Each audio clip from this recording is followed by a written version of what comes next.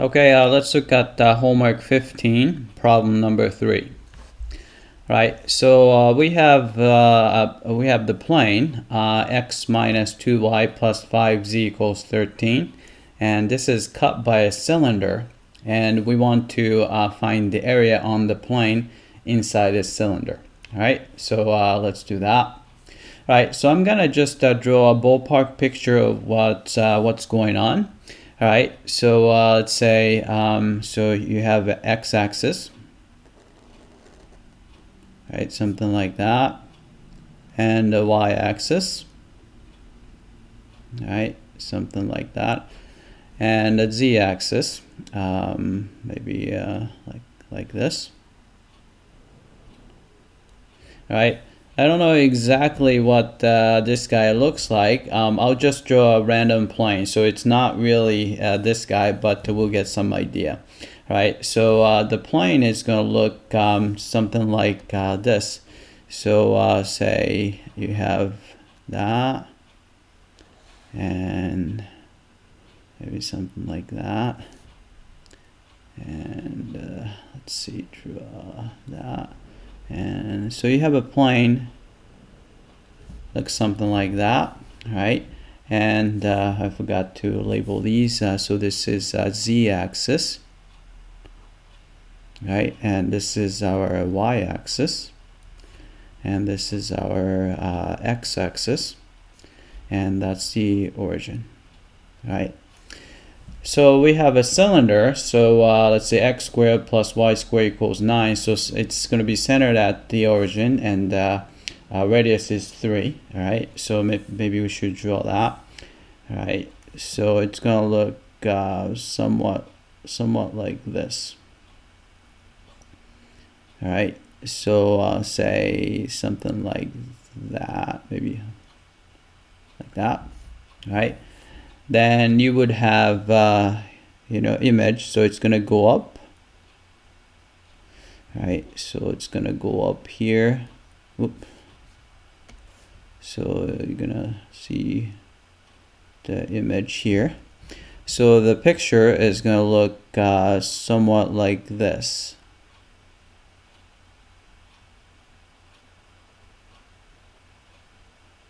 All right. So we're interested in finding the area of this guy right here.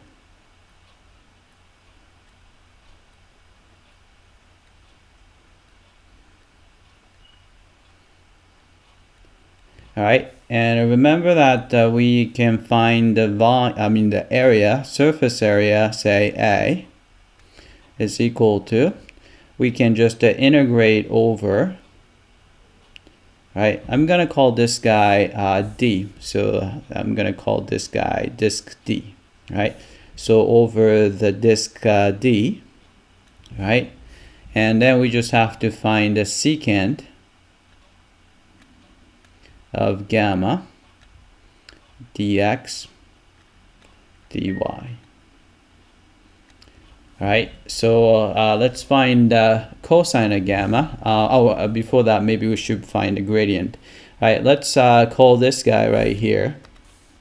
I'm going to call this function, right, f of x comma y comma z, right? So let's find the gradient, right, gradient of f, right?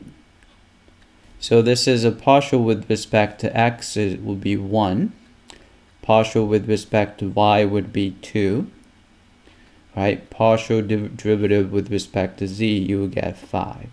Right? So that's our gradient.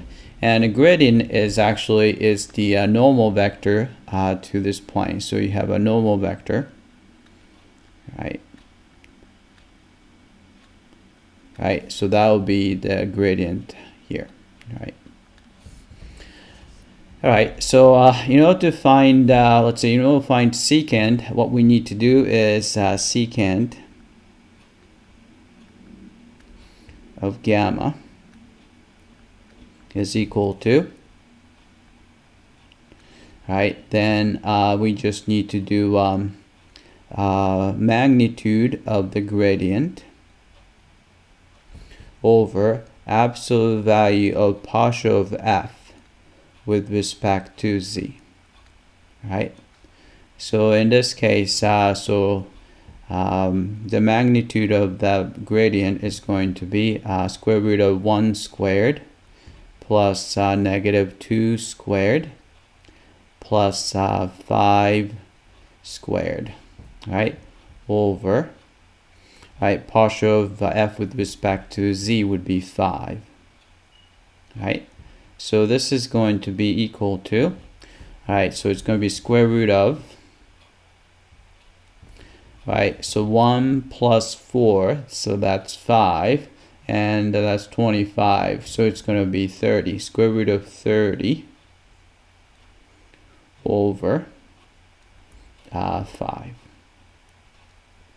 Right, so secant and gamma came out to be square root of 30 over 5, so this is all you really have to do.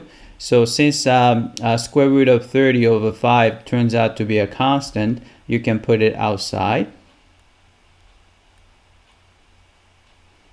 Right, then you have a double integral over this disk with the area element dx dy, right? But remember that this is right here, this integral, right, without square root of 30 over 5, this is just the area of the disk D, right? So you can find that, right? Right, so I'll let you finish that. So All right, that's it. I hope that this was clear.